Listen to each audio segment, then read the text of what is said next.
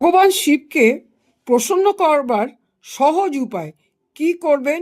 আপনি রবিবার দিন একটি বাটির মধ্যে জল দিয়ে আপনার ফ্রিজের মধ্যে বসিয়ে রাখুন এবং সেই জলটা বরফ হয়ে যাবে। আপনি সোমবার দিন সেই বরফ, যেই শিবলিঙ্গকে আপনি মানেন, যেই শিবলিঙ্গকে আপনার প্রত্যক্ষ মনে হয় যে প্রত্যক্ষ প্রমাণ আপনি পেয়েছেন, সেই রকম শিবলিঙ্গের মাথায় আপনি ওই বরফটা আপনি বেলা 12টার পর আপনি বসিয়ে রাখুন।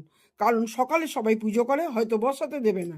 বেলা 12টার পর আপনি গিয়ে ওটা বসিয়ে রাখুন। আর একটি বেলপাতা যদি পারেন, অত্যন্ত শুভ ফল হয়। এটা যদি আপনি প্রত্যেক সোমবার এটা করতে পারেন, তাহলে মহাদেব অত্যন্ত সন্তুষ্ট হয় এবং অবশ্যই আপনার মনোবাসনা তার জন্য পূর্ণ হবে। কারণ আপনি এটাই করবেন, আপনি তো কিছু মহাদেবের কাছে চাইছেন না, কিছু আপনি চাইছেন না। মহাদেব আপনার মনোবাসনাটা অবশ্যই জানবে, আপনাকে কিছু চাইতে হবে না, আপনার মনোবাসনা অবশ্যই পূর্ণ হবে।